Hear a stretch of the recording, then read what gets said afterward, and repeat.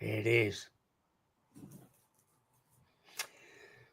Hello, everyone, and welcome to Out of Nowhere.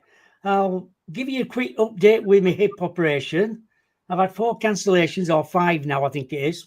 My next one appointment is for the operation is 17th of January. That's a Friday. I'm going to be there for about 11:30.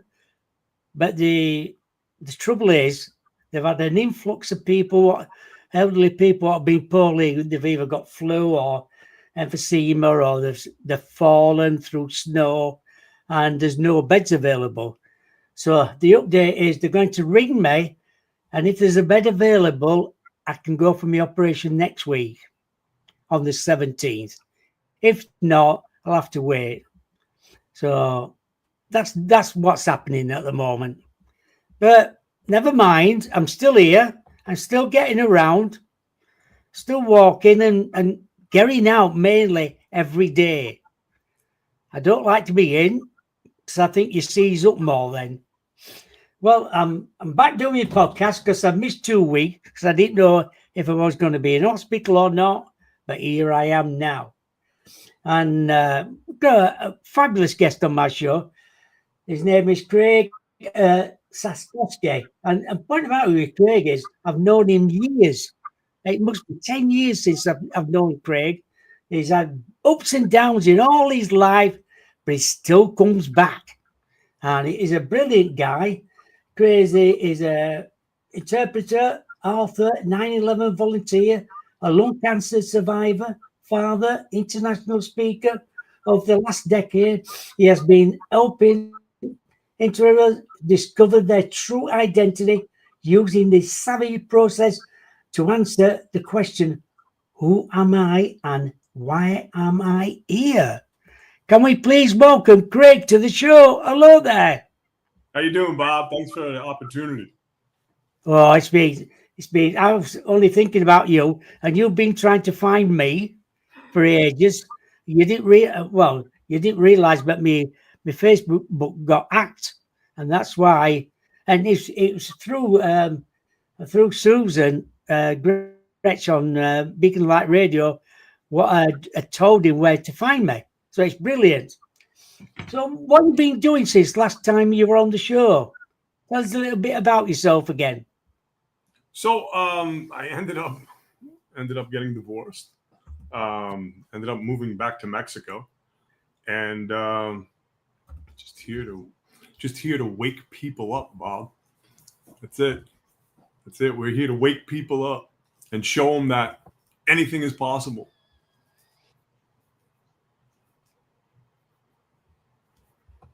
Yes. What, through mind control? So that's what we're talking about today, right?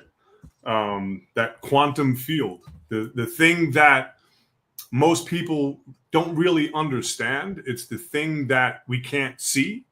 Some people just are stuck in life, and I was stuck in life as I was battling cancer. I was stuck in life on many different bankruptcy and just all the things that we go through. I'm going to be 60 years old in September, and I'm fascinated that I'm still alive. I was a 9/11 respondent to the World Trade Center, as you know, beat lung cancer, just had my last knee surgery in September. I've had 20 or 30 procedures and surgeries since 2020. And I did this to become sane through the quantum field, to actually learn about who I am. And what I realized for myself, so nothing. I'm really just somebody that's being here. And I want to talk to people about that, actually being present in their lives. And what I mean by that is we can accomplish anything that if we put our actual energy into it. I don't believe in manifestation at all. I believe that we live two parallel lives. And once we establish ourselves to be able to jump to the other life, because it's already there, it's already following us through this amazing journey we call life. into the quantum field is how we can discover ourselves, or I should say, rediscover ourselves. Because I believe that a lot of us have gone through so much in this world and we give up. I'm going to be 60 years old. I'm starting new businesses. People like, you should be like retiring and stuff. Retire? How can you retire in 2025? Most of the stuff that people have invested in are scams, Ponzi schemes, just stock market, the cryptos and all this stuff. Because eventually I believe they're going to go into the quantum field and just shut it off. How do we turn ourselves on to bypass all of that nonsense is to realistically and literally get in touch with ourselves. And we have to sit in this, the temple. It's a temple for a reason. This is the only real estate that we can own. And once we get all of this pollution, bad relationships, bad experiences, and we control the emotional attachment that we have to everything through the quantum field, through this human Wi-Fi that a lot of us don't want to get in touch with, simply because it's simple, it's not easy. I have literally sat in my living room for 7 years while I was battling the cancer and stuff, just to try to understand why I was going through all this pain, misery, self-imposed isolation, suffering. And I got turned on to epigenetics through Joe Dispenza, and then with Bruce Lipton. And then I started following everything that they were teaching about how our body is just listening to us, getting into a higher vibration through the quantum field, and understanding that we are in control of everything within ourselves. We can't control the outside world. The only thing that we can control is how we react or respond to all the things that happen. And I'm so passionate about having people, like, it's going to sound callous, okay? And I don't want to seem callous, but it doesn't matter what happened to you. That's a story.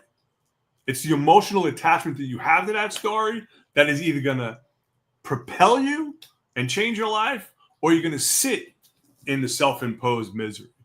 And I was sitting in self-imposed misery for so long, and I just kept hearing, snap out of it, snap out of it, snap out of it.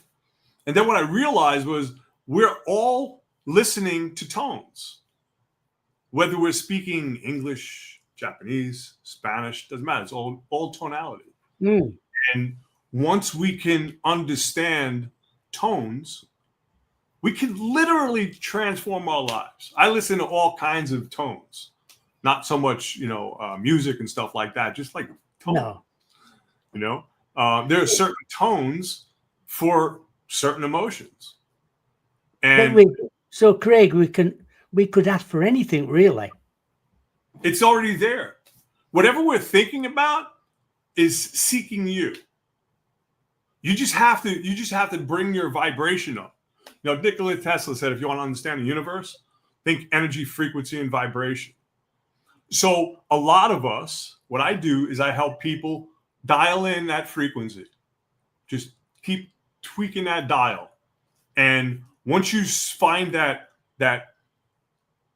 soul within yourself, that energy field, the thing that makes you breathe without you thinking about it, makes your heart pump without you thinking about, living. We're tapped into the reticular activating system. It's a RAS. And once we're able to really understand or understand ourselves, then the universe wants to give you on a silver platter whatever it is that you're thinking about. And tapping into that field takes a lot of work. I spent tens of thousands of hours just sitting and listening and watching. And I observed myself. Craig, I just want to, Alison's just wrote this. She said, Alison is in the chat room. She said, I've been trying everything possible to get an house, but it's not working. What's she doing wrong? She's forcing it. And that's the truth. Right. When we force things, like when we, I always hear the expression, oh, I'm chasing this. I used to say it as well. But if you're chasing something, right, it's eluding you. It's in front of you. So as you're chasing it, it's moving at the same speed ahead of you. Sit, just sit, and don't push. I was pushing my whole life. What I realized was all I had to do was pull the door open. When we push things, it's like it's particle. We want to become wave. We want to become that frequency and dial it in to where we just sit in our own thoughts. Most people can't sit in their thoughts for 5 minutes. I used to sit in my thoughts for 5 hours and sit there and understand why I was going through this stuff. And it was always like, why am I doing this? Why am I doing that? And it was like, why not? Like, why am I sick? Other people get sick. Why not you? I was always miserable. And it reflected my relationship with my ex-wife and my daughter. They would walk by and see if I was still breathing. They did that for years. I should have been a long time ago. And I realized a while ago that I wanted to be a shaman for myself and understand how to alchemize my life. And people are like, oh, that's very, that's ridiculous. You're a shaman. Yeah, I am. I've been able to alchemize everything that's been thrown at me in this world. And I sat there the other day and I was on the beach and I was just like looking out and I was like, wow, do you know how expensive it is to go to the beach? To take the day off? Imagine that. Or I love the jungle. I love walking through the jungle and just listening and feeling and all of this stuff. And now that I'm on my own, I get to do this all the time. And I just sit, I listen to tones. I just listen to tones. And we can recreate who we want to be. And it doesn't matter how many times. Just keep moving forward. Just keep moving forward. Everything that I go through right now, and it doesn't matter, tragedy, whatever it is, what is so good about this?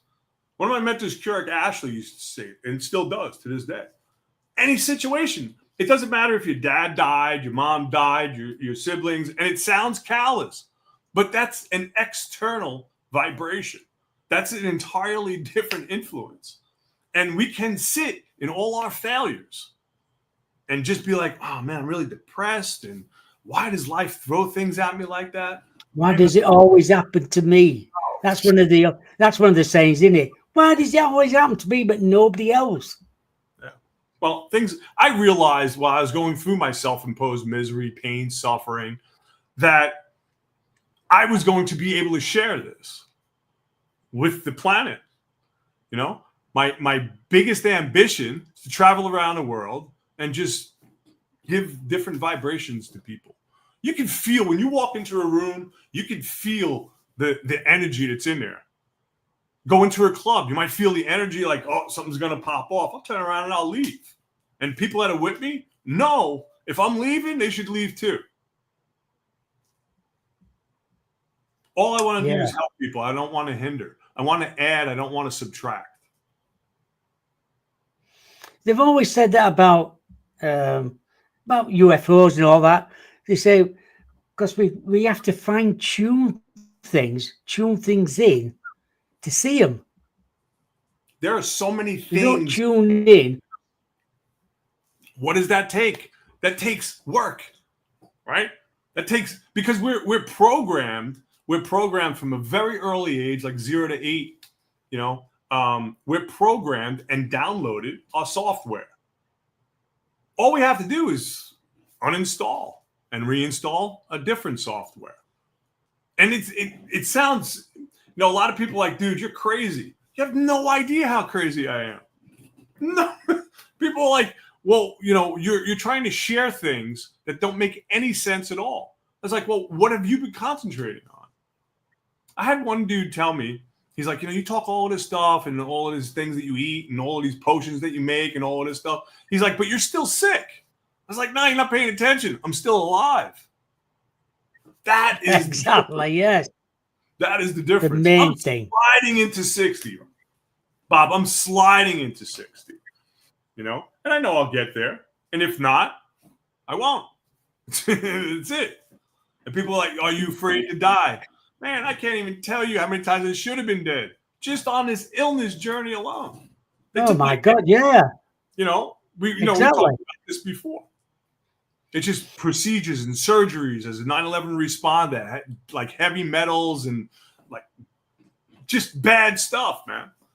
And I look at the 9/11 community, and there's so many people that have cancer now. I mean, there's so many people that are dying, sick, and nobody cares. I had to actually move to another country to get health care. It's actually booted out of the healthcare system for 9/11. They dropped my case manager. That's terrible. Yeah, they don't care. They just don't. And that's the saddest part. But what I realize is I have to do this on my own. I can't be involved in other groups like that because it's too depressing. It really is. I don't know how many people have passed away since I've been in that 9/11 community. And it's like you're talking to somebody, and a couple months later, they're dead. So I had to sit in like all this depression and just recreate something for myself. And what I realized by recreating and sitting in my temple, I realized that I'm nothing. I'm just this wave, mixed up with some particle. But you've been, Craig, but you must have been here before in another life. To go through that again is amazing. So I have a friend of mine, and she did my recalibration, and she couldn't.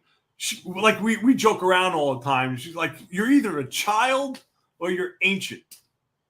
And she came back and she was like, "Shit, man, you've been here like 922 times." I was like, "I'm telling you, I'm never coming back. I'm never reincarnating back to this place.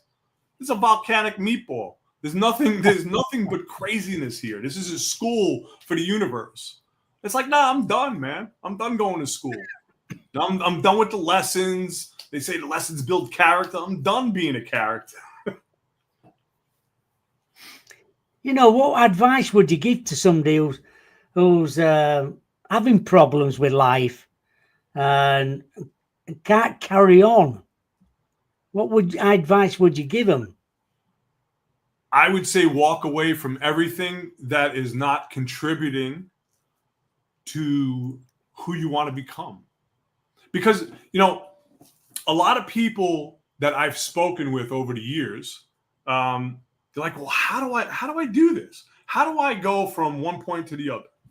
And it's simple. You have to be at this point right here to go to that point. Right here is where you need to become that person right here. I walked into my life as an investor, a builder. Well, now I'm an author. Now I'm a speaker. I became that before the event actually happened. And I think that's the hardest part for people to understand. If you want to be, let's say you want to be a farmer, right? But you don't have a farm. Well, you can look at seeds and you can make something grow before you even have the property. Yeah. And the thing is, you can grow yourself real fast just by saying, that's it, I'm done. I want to become this. And just become it. And then figure out the steps from here. A lot of people get caught here. They're like, nah, it's impossible. Even if impossible says impossible. So we have to look to ourselves. Man, one of the craziest things. So I was doing a bunch of DMT when I was living in Mexico, okay, previously. And one time I walked into my bathroom, and in the mirror, I had an image of me older. And when this energy was telling me, you're going to go through all of this to become this person, I was like, I didn't see it at all. Okay. And what I realized was I dropped one day. I'm on the computer, and I'm sorry, I'm just getting lost in thought. I'm on the computer, okay, and something fell on the floor. Okay, and this is probably like 8 years later. Something fell on the floor, and when I went to go pick it up, and I went like this back into the computer screen, it was the exact same age image that I was talking to in the bathroom 8 years before. And I was like, whoa, now's the time. Now's the time to start speaking about things. Now's the time to start implementing strategies and procedures and getting that system together to actually take my life to the next level. And as I'm growing older and weaker and more frail, I'm 6'1". I'm 6'1". I just lost 30 pounds. I'm down to like 240. I have another 30 pounds to go. And I see myself as a skinny dude as the event is happening. So if we can become the person now who you want to be, event, right? We can train our body to respond when the event comes, not to be triggered. I listen to stuff all the time. Oh, I'm triggered this, triggered that. Work on your triggers. Because if you're so many healers, this is going to be triggering to people. Who cares, man? People need to take responsibility for themselves. We've become a society of sheep, lined up, ready to be slaughtered. And most people have no clue what's coming, Bob. And that is so sad. And I tell people, listen, you have to become who you want to be now. They're like, what? That doesn't even make any sense. I was like, you know what? Never made sense to me before. But I spent tens of thousands of hours doing this, and now I sit blissful. Oh, I bet you do. A lot of people don't know a lot about you. You've had ups and downs in life where you've been a multimillionaire, lost it all, come back again and done it again. Just keep going. Just keep going. And what I realized was I was emotionally immature when I was making a bunch of money. Emotionally immature. Nobody ever taught me about money. I didn't have mentors that like, oh, do this and that. Like everybody's online. And so we weren't online. We were reading books, Now I'm going back to books because of the online stuff. Man, there's kids that are 12 years old making $6 million a month online, opening up presents or boxes, unboxing things. It's like, this is a world I don't understand. I'm not right for this world anymore. No. Going back to basics, eliminating all the crap. Now, if you want to just walk away from the system, all you have to do is shut this off. Nobody has house phones anymore. Shut off your cell phone and just lay down, stare at the ceiling. I like that. 222. Yeah, brilliant. Right? All the tools. Speaking the truth. No, that's my angels surrounding me. I used to have devils on my shoulder all the time. Do this, do that, do this, do that. Now, nah. I don't care what you think about me. I don't care what my next door neighbor thinks about me. I don't care what the person down the block, my brother, my sister, my mom, my dad, I don't care. And, you care, humans care. To a degree, I'm not going to base a decision off of what somebody else might say. That's what society is now. People need to stretch. We do. We tend to think about that as well, what other people think about you. And that fetches you down a little bit more. But sure, like you say, you just forget about them. You can't be creative. If you're not yourself, if you don't have a vested interest in the outcome of whatever it is that you're doing, then your life is going to be a disaster. I know so many kids that go to college now because their mom and dad want them to. But what if you just wanted to be a painter, an author, an investor, a business owner? Kids are going to school to learn business. Open up a business and fail it as fast as you can to learn the pros and cons. I teach entrepreneurs all the time on what exactly you can take. And that scares the shit out of people. Oh, pardon my expression. That scares people. It really does. When you have to look in the mirror and actually observe the person that's in it, I used to look in the mirror and hate myself. I look in the mirror now and I'm like, dude, man, what's up? Yeah. I like it.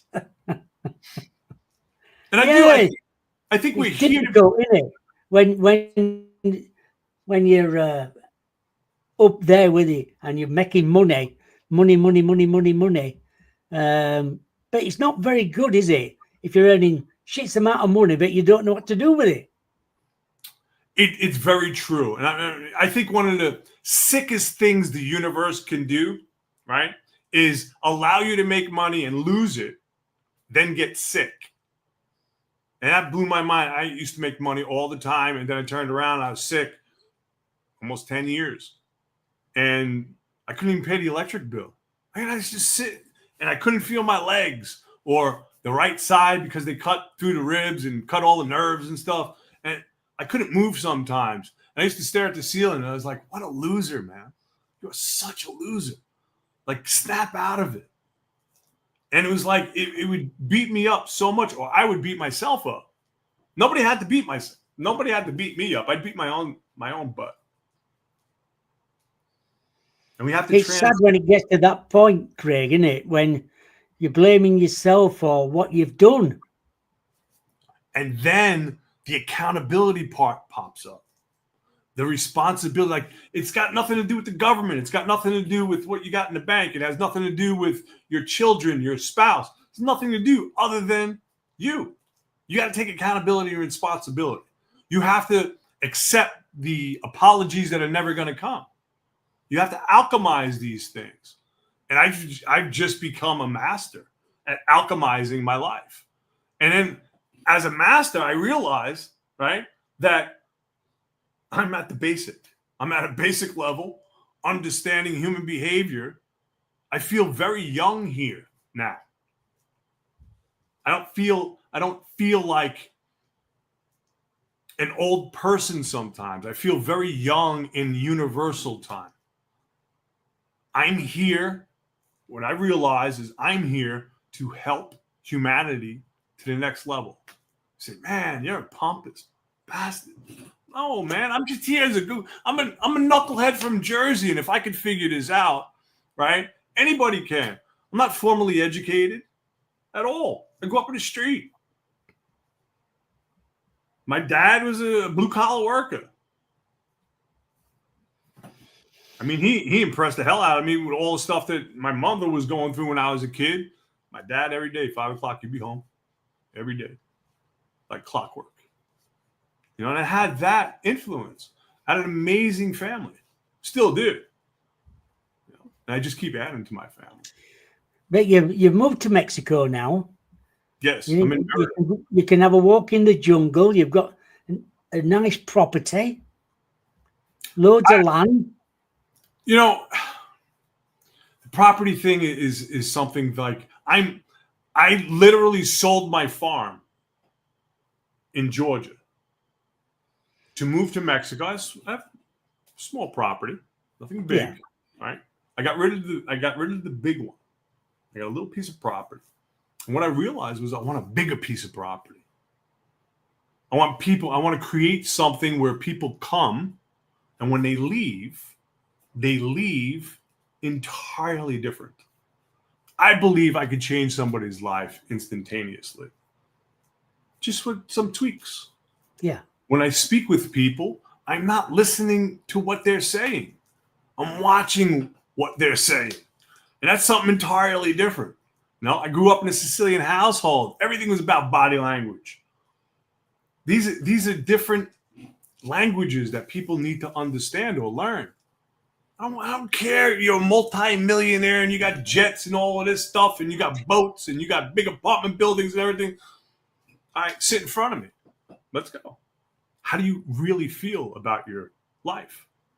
I know people, they on the outside, everything is great. On the inside, as soon as they close that door, man, they're in this self-imposed misery. It's better, absolutely better to be miserable in a Mercedes than it is a beat-up Datsun. Sure, no problem. But what if you had the mindset as you're driving that Datsun to believe it's a Mercedes? That's where things come in. Like I tell you, I'm in a 400 square foot apartment in Mexico, right? And I don't even think about it, man. It's just what I can live anywhere. I can live in a jungle. I shouldn't say that. I don't like cold weather. But I mean, we have the ability. We've been given the God within, that soul energy that we should tap into to excel our lives. I don't, it's not up to me to judge what people do. Like I said before, I'm here to help, not hinder.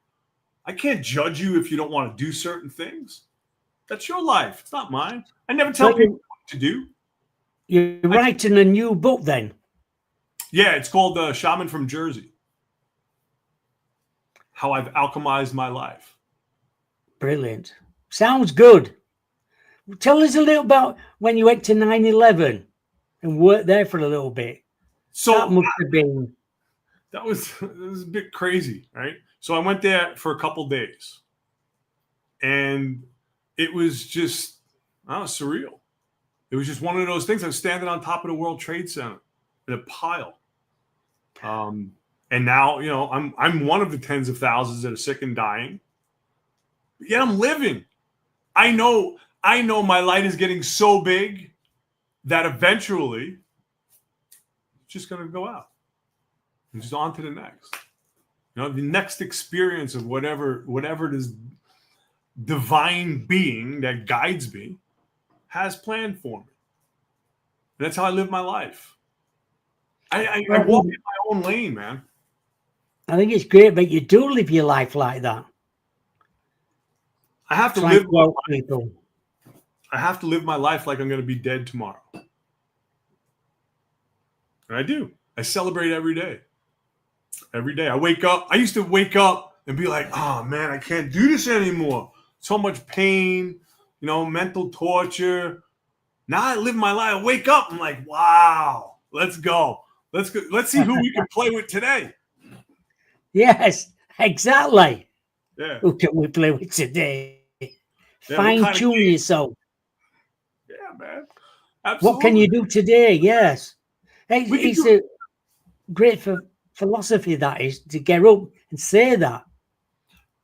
I think my philosophy and my psychology was carved by the experiences. Like, in my other book, Everybody Pays a Vig, I talk about how, I was molested as a kid, bankruptcy, drug addiction, failed businesses, more about my failures than successes, because I've learned more in my failures than success. So I believe success, if you really sit in it and you believe your own headlines, you could write your own downfall. And I did. I believe my own headlines. I have one picture of me in a suit, right? And it's a black and white, and I'm standing there and I got a goatee. And I was like, I remember that miserable person. Oh my God. The person that had to be the loudest. Yes. I needed to walk in the room, be the loudest. I walk in the room now and people literally turn around. I don't even have to say anything, because the energy that's coming in is here to help, not hinder. I don't have to lie to people, because a lot of times when people lie about whatever it is, they got to remember that lie to continue the story.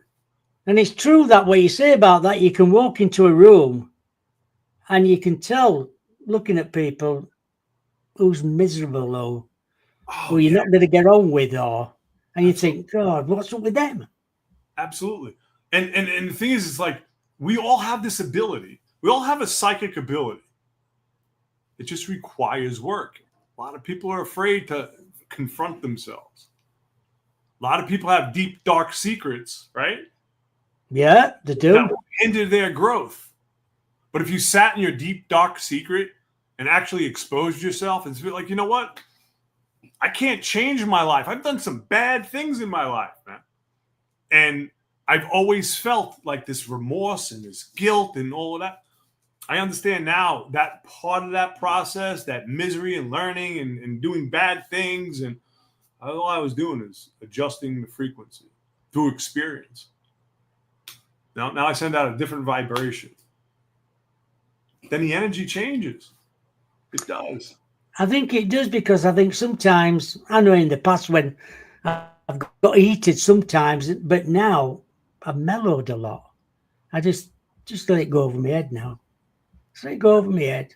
Think, oh, that's in the past. That is. I listened to a podcast. I don't remember the gentleman's name, but it was on Joe Rogan. And he said one of the most profound things I've ever heard. And it was like, and he's a military guy and he's got a family.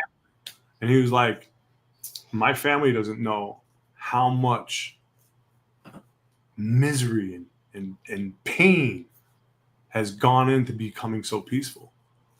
And I was like, yeah, man, I could totally relate. Totally relate. And we live in the instantaneous society. Something happens in the UK, I'm watching it as it's happening. That's crazy to me. It really is great. Now, on the flip side of that, I get to speak all over the world and I don't even have to leave my house. Brilliant. I believe that's powerful. I really do. And that's for you. That is good because I know you like to speak to people around the world and try and help them in any way possible. There's an app called Clubhouse, and I was on it during the pandemic, and I got quite popular, right, on this app. And people would invite me to speak, and on that app you could be talking to 500 people, 1,000 people. You don't know. And oh God, I ended up, and I thought this was the coolest thing in the world. I ended up being invited, right, to teach English in India. So I had, I forgot how many people were on, right? But I was just cracking jokes as we were speaking English. And I was like, and I realized once I was done, I was like, I just got done speaking street English to a whole bunch of people in India. I thought that was the coolest thing in the world. I really do. You know, we can learn so much from each other. Yes. There's so many things that we could stop if we just tune in and listen. I like to listen more than speak now. I listen to what people say and I watch their body language as they're saying it. Brilliant is that. I totally agree with you there. Listen to what other people say. And it might make sense to you, but not to somebody else. I can't, what I've realized during this whole game of life is that I always fell in love with people's potential. And I thought, well, I can help them do this and I can help them do that. I realized I can't help people do anything if they're not willing to help themselves. There's nothing on my website that says Visa or MasterCard. You can't put anything in to get anything. And the reason why, and people are like, oh, you're so foolish, you should be doing this, doing that. Now, my energy is something entirely different, man. Entirely different. If I am speaking with somebody and they're not relatable to the things that I'm talking about, and it goes over their head and all that, I can't do anything for them. I'm not going to take their money. If I can't deliver and help change the way they look at things, then what's the sense? And people are like, that's a very foolish thing. I was like, nah, you know what? I am here and I have a direct relationship with the divine. And people are like, what are you talking about? You're so crazy. It's like, that's one of the best compliments that I've ever heard. What do you think 2025 is going to bring to us, to everybody around the world? It's like chaos. And the thing is, like, oh, that's not uplifting. It's like the world is going to be in chaos, like the world has always been in chaos. But now we're going to be watching it live, right? Yes. Again, you want to walk away from the chaos, all you got to do is shut this thing off. Exactly. When this first came out, it was like we needed an escape, so we'd go online.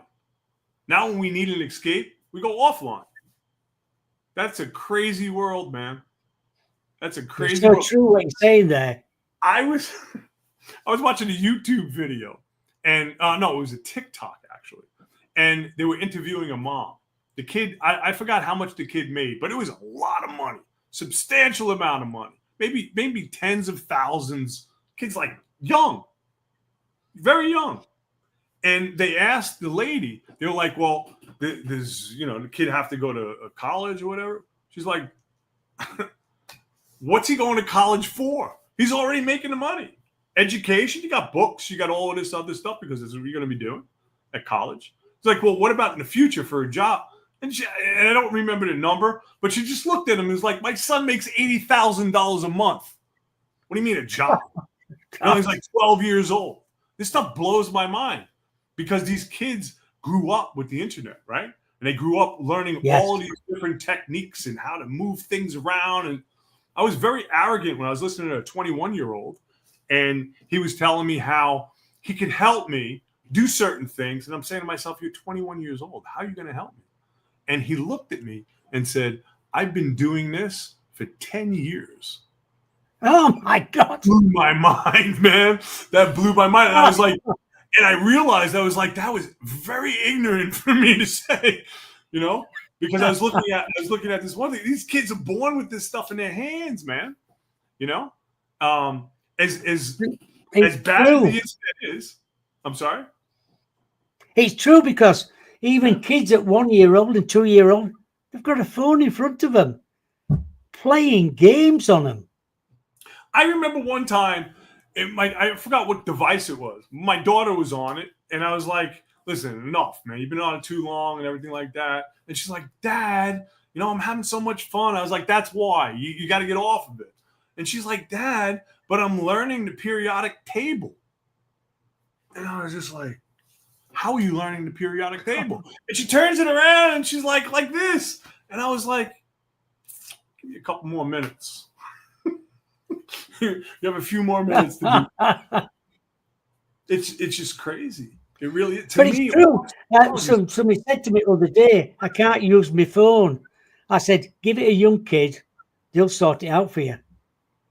Yeah. When we were doing a thing before, when I misunderstood that it was 11 o'clock, my daughter was actually helping me because I couldn't get on stream. What is it, StreamYard? She sat down in the chair and she was like, things moving around and all of that stuff. And then she was like, boom, done. Walked out. She wasn't here a minute. She's like, that was it. I was like, wow, man, that's pretty impressive. She's 19 years old. Matter of fact, it's her birthday today. Yeah, she's 19 years old. Happy birthday. I look at this young woman and I'm just like in awe every time. I watch her do things and I'm just like, wow, amazing. And she understands. She's intuitive. Who does she take after? Does she take after you or mother?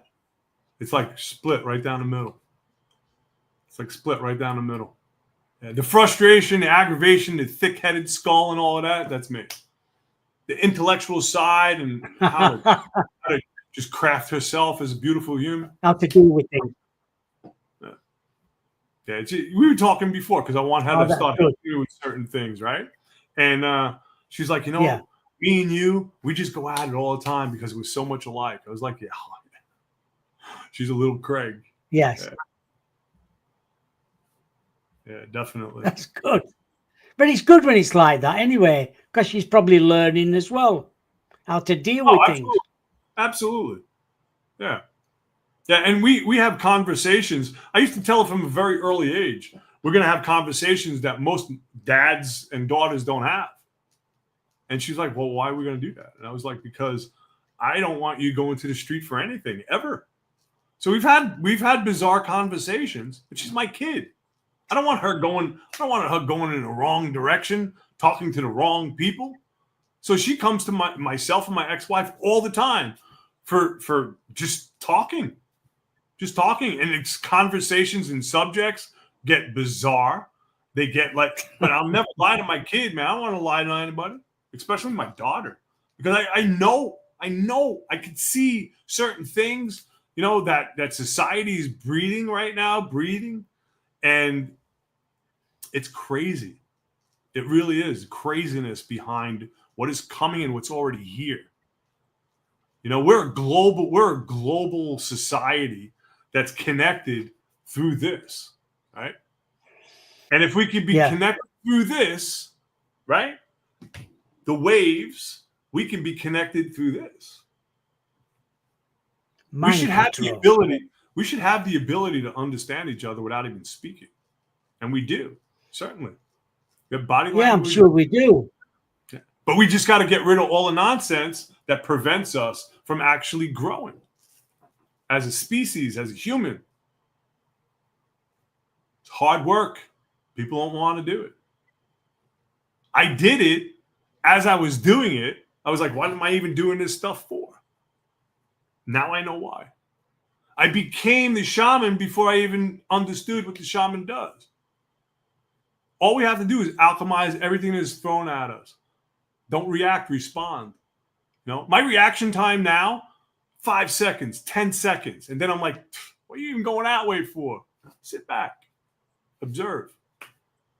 I realized that I don't come to conclusions anymore on anything simply because, you know, right down the road a little bit, if you bring me a different way of looking at that and it's the proper way, I have to change. So I have no conclusions on anything. I have the ability to be wave more so than particle. And I believe what you're looking into now at the present moment then in your mind. What's going to be different in the next few years? I believe the chaos is going to freak people out. Like, and people like, you're such a conspiracy theorist. I was like, are you serious? The world closed for 2 years and everybody was acceptable to that. Everybody accepted that. It's the biggest scam ever. Society lost its value. Financial wealth. Mom and pop places closed down all over the world because a bunch of clowns said that this thing is really, really bad. Many people died. Yes, I understand that. But this was a setup because they tried to do the same thing in 2009. I was living in Mexico and swine flu kept Mexico closed. I was just like, wow, how do you close a country? Well, they closed the world. How do you do? They closed the world, right? Yeah, swine flu. I remember that. Ridiculousness. Yeah, we had it in the UK as well. Global. People got so depressed and miserable, suicides, all of this stuff. Over what? Now they're starting to realize that there's cancers and kids dying all over the place, and they all have one thing in common. It's like it was presented and people accepted it, and now we're here. I was reading an article before. They're like, oh, this new puppy pandemic or whatever is coming. I was like, shut up, man. I was like, come on. No, I don't think anybody's going to fall for it this time. I really do. No. I don't think anybody's going to fall for it. I know, even in the UK, they said, oh, I've got COVID, but I'm going to work. It's not stopping me from going. It's just, they've just got a cold. That's all it is. Yep. What about the stuff that's going around the world now? People are just walking into fog. I was watching some stuff online. It was like people taking pictures all over the world. Like, what is this? It's a fog. It smells. It burns. It's like, you know who's got the fog machines? Me personally, I believe mom and dad are coming to check on the kids, and all the governments in the world are in a panic. Now, look, the aliens are coming and they're popping up all over. They've been here forever. They're us from a very previous ancient world. You know, yeah, I've always said that. Yeah, I go around. I went to one place in Mexico called Uxmal. Okay, and on the walls there were the stones that were like carved, right, for other stones to sit in. The problem with that is all of that is done all over the world exactly the same. I went to Uxmal. They're covering up the wall. They're covering up the walls, making new walls. I was like, you're changing history. That's right. People want to understand ancient history. I believe there's more cultures below the waterline than there is above. Now they're starting to find civilizations in the water all over the world. So it's like, whose history is correct then? So I believe they've been just feeding us a bunch of nonsense forever. Oh, I'm sure they have. Now, what if I you were think we're able, part alien. I'm sorry? I think we're part alien ourselves. Absolutely. Where did we pop up from? I remember Terrence McKenna. We used to talk about how the monkeys came out of the woods and picked the mushrooms, and they started to become subconscious and conscious behavior. Right? I was like, you know what? I don't know. I have no idea. I believe Adam and the Eve. You know, and then you start looking at all the Sumerian texts. You start looking at all this other texts. We were created, man. We're the only species on its planet that's uncomfortable in its own environment. We always want to change something. I don't see squirrels saying, "Hey, you know what? I like a duplex in that tree," or "I'd like to build a big mansion up in that oak." Nah, and plus we're the only species on planet Earth that pays to be here. Who started that nonsense? True. Huh. Who started that nonsense? Yeah. Everything that they feed us or we drink, it's all contaminated. You got this stuff with plastic. No, we don't supply plastic bags at the grocery stores, right? And it's like you don't supply the plastic bags at the grocery store, but I have all of this stuff that has plastic all over it. How am I going to bring it home? Oh, you could buy a bag. This world's becoming stranger and stranger by the day. It's true, yeah. Nothing's changed, really.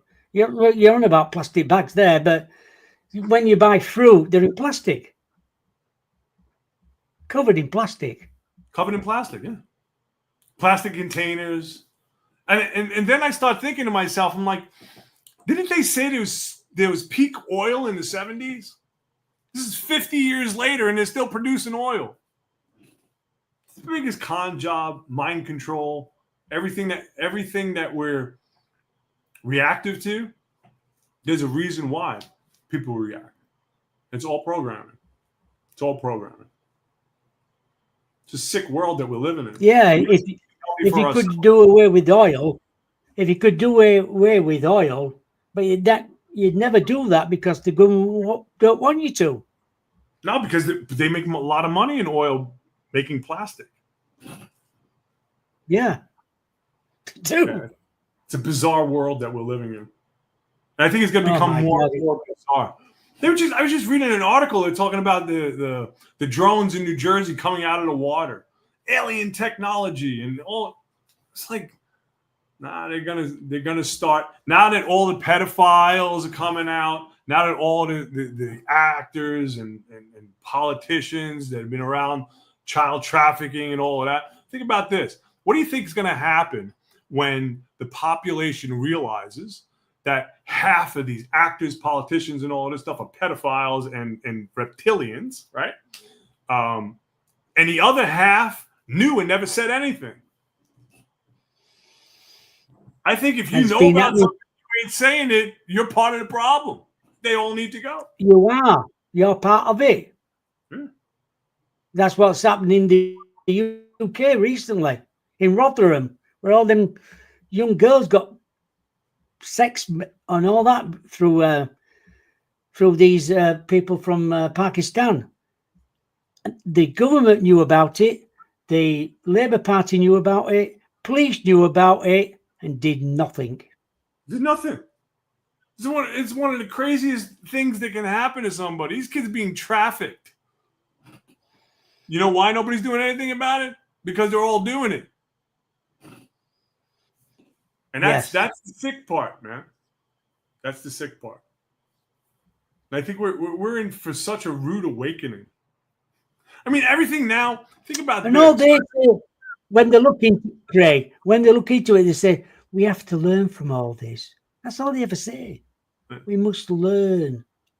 I think So in the future, you should go to prison. yeah. Yes, I mean, the world is such a bizarre place and beautiful place at the same time. That's that parallel. That's that with those parallel lines where we have to understand ourselves.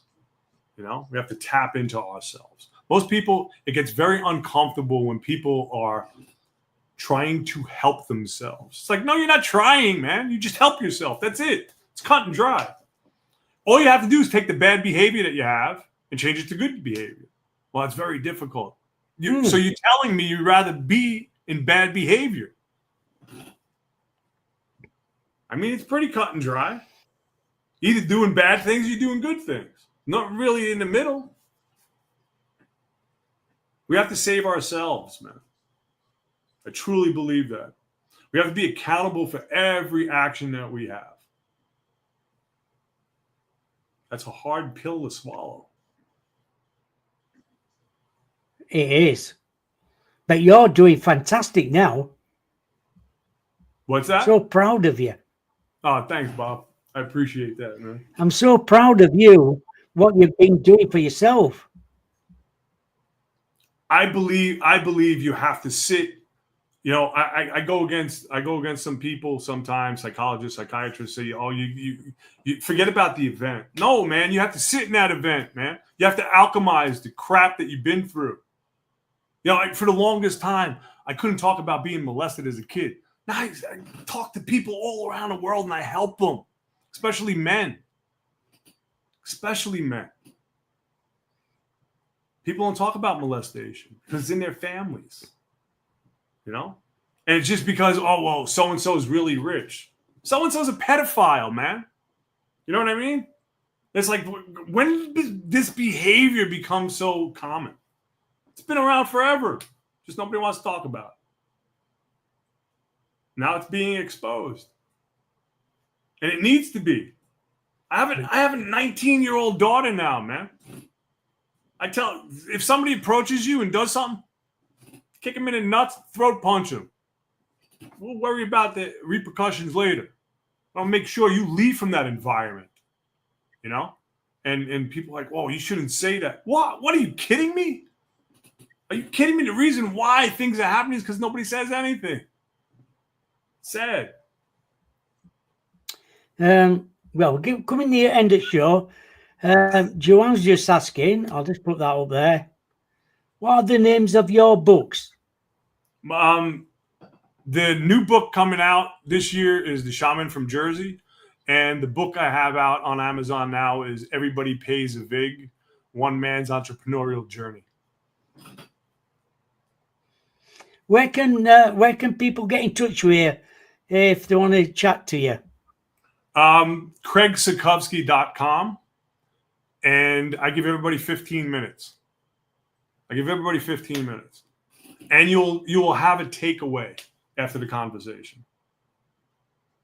Like I said, there's nothing where you put a Visa card or MasterCard, none of that stuff in there.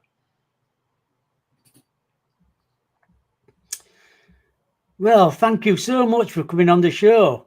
I think this is my 5th time, man. Thanks, man. You've been on a few times over the years, but I always enjoy talking to you. Absolutely. Because you've always a lot to tell us. I can't keep this stuff in my head. It'll explode. And you're doing so many podcasts now, aren't you? Yeah. Yeah. I've done definitely over 100 in the last year. Brilliant. Absolutely fantastic, that is. I know Mason just said where you can get your books. So you get them on Amazon, do you? Amazon, Everybody Pays a Vig. Or you can Google Craig Sikowski. Right. That's fine. But I won't leave it too long for next time you're coming on. I ought to have you on when you get your next book out sometime. Sounds good, Bob. Thanks for the opportunity. Hey, thank you. It's so I know you've been looking for me as well. Because you thought, I wonder what's happened to Bob. Where'd Bob go? Didn't know you got hacked, buddy.